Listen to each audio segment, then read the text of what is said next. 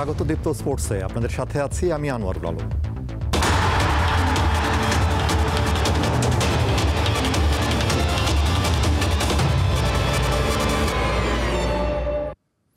ঘরের মাঠে নতুন ইতিহাস গড়ল ভারতের মেয়েরা। সাউথ আফ্রিকাকে 52 রানে হারিয়ে তৃতীয়বারের চেষ্টায় প্রথমবারের মতো নারী ওয়ানডে বিশ্বকাপের শিরোপা জিতেছে হারমানপ্রীত কৌরের দল। আর প্রথমবার ফাইনালে উঠে আক্ষেপ নিয়ে মাঠ ছাড়ল প্রোটিয়ারা। রবিবার নাভি মুম্বাইয়ের ডিওয়াই পাটিল স্টেডিয়ামে নারী ওয়ানডে বিশ্বকাপের 13তম আসরের শিরোপা নির্ধারণী ফাইনালে আগে ব্যাট করে নির্ধারিত 50 ওভারে 298 রানের সংগ্রহ পায় ভারত। লক্ষ্য তাড়ায় 45 ওভার 3 বলে 246 রানে অল আউট হয়ে যায় সাউথ আফ্রিকার মেয়েরা। ম্যাচ সেরা হয়েছেন শেফালি ভার্মা এবং টুর্নামেন্টের সেরা খেলোয়াড় হয়েছেন ভারতের দীপ্তি শর্মা। বাংলাদেশ প্রিমিয়ার লিগের আসন্ন আসরে ফ্র্যাঞ্চাইজি নেওয়ার জন্য আবেদন করা 11 প্রতিষ্ঠানের মধ্যে প্রাথমিক যাচাই বাছাই বাদ পড়েছে এসকিউ স্পোর্টস, মাইন্ডট্রি এবং বাংলামার গ্রুপ। রবিবার বিপিএল সংক্রান্ত এক মিটিংয়ের পর সংবাদ সম্মেলনে এসব কথা জানান বিপিএলের সদস্য সচিব ইফতেখার রহমান মিঠু। বিপিএল এর আগে 3টি আসরে চিটাগাং কিংস নামে ফ্র্যাঞ্চাইজি দল নিয়েছিল এসকিউ স্পোর্টস। তবে সবগুলো আসরে পারিশ্রমিক সংক্রান্ত জটিলতা ছাড়াও বেশ কিছু বকেয়ার অভিযোগ রয়েছে এই ফ্র্যাঞ্চাইজির বিরুদ্ধে। তাই এবার প্রাথমিক যাচাই তাদের আবেদন নাকচ করেছে বিসিবি। এদিকে বিসিবির বিরুদ্ধে এসকিউ স্পোর্টসের করা আপিলের উপর স্থগিতাদেশ দিয়েছে হাইকোর্ট। যারা শর্ত পূরণ করবে বিসিবি এখন এরকম যে কাউকে চট্টগ্রামের ফ্র্যাঞ্চাইজি দিতে পারবে বলে জানিয়েছেন বিসিবির আইনজীবী মাহিন এম রহমান। এছাড়া গত কয়েকটি আসরে খুলনা টাইগার্স ফ্র্যাঞ্চাইজির মালিকানায় ছিল মাইন্ডট্রি, তবে যাচাই বাছাইয়ে তারাও বাদ পড়েছে। নোয়াখালী অঞ্চলের ফ্র্যাঞ্চাইজির মালিক হতে আগ্রহ প্রকাশ করা বাংলামার্কও যাচাই বাছাইয়ে বাদ পড়েছে। বিসিবির আয়োজিত এই 12th আপকামিং এডিশন নিয়ে চিটাগংয়ের ফ্র্যাঞ্চাইজের ব্যাপারে হাইকোর্ট থেকে একটি আদেশ নিয়েছিল এসকিউ স্পোর্টস নামে একটি অর্গানাইজেশন। তারা প্রথম, দ্বিতীয় এবং 11তম আসরে পার্টিসিপেট করেছিল, কিন্তু তারা যেহেতু ডিফল্ট করেছে তাদেরকে আমরা টার্মিনেট করে দিয়েছিলাম বিসিবির পক্ষ থেকে। বিসিবি যে কোনো যোগ্য প্রার্থীকে চিটাগংয়ের যে বিপিএল ফ্র্যাঞ্চাইজ টিম সেটা অ্যাওয়ার্ড করতে পারবে। বাংলাদেশ ক্রিকেট বোর্ডের পরিচালনা পরিষদের পরিচালক হয়েছেন কর্পোরেট ব্যক্তিত্ব ও নারী ক্রীড়া সংগঠক রুবাবা দৌলা। তাকে জাতীয় ক্রীড়া পরিষদের কাউন্সিলর মনোনীত করে সোমবার আনুষ্ঠানিকভাবে বিসিবিকে চিঠি দেওয়া হয়েছে। রুবাবা দৌলার অন্তর্ভুক্তিতে 25 সদস্যের বিসিবি পরিচালনা পরিষদ পূর্ণতা পেয়েছে। দেশীয় ক্রিকেটের সর্বোচ্চ সংস্থা এনএসসি মনোনীত কাউন্সিলর থাকেন দুজন।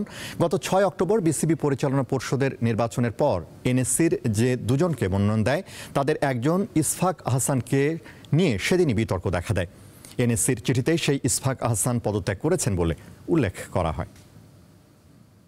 দেশের সাংবাদিক প্রতিষ্ঠান বাংলাদেশ স্পোর্টস প্রেস অ্যাসোসিয়েশন বিএসপিএ এর 63 বছর পদার্পণ উপলক্ষে উন্মোচিত হল হোম অফ বিএসপিএ।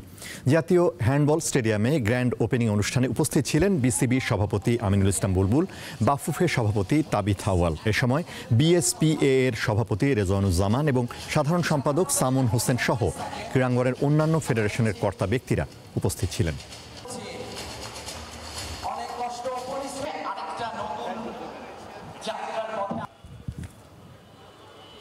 সাংগঠনিক অদক্ষতার কারণে মাঠে ছিল না বাংলাদেশ বেসবল, সফটবলের খেলোয়াড়রা। নতুন কমিটির কর্তাদের চাওয়া নিয়মিত খেলা আয়োজন। যদিও শুরুতে মাঠের সমস্যার কথা বলছেন তারা, তারপরও হাল ছাড়তে রাজি নন কেউই। পূর্বের কমিটির রেখে যাওয়া সম্পদ নিয়েই সামনে এগোতে চান কর্তা ব্যক্তিরা। বেসবল, সফটবল খেলাটির প্রচলন শুরু হয় যুক্তরাষ্ট্র ও কানাডায়। এই দুই দেশেই এই খেলা পেশাদার মেজর লিগ হয়ে থাকে।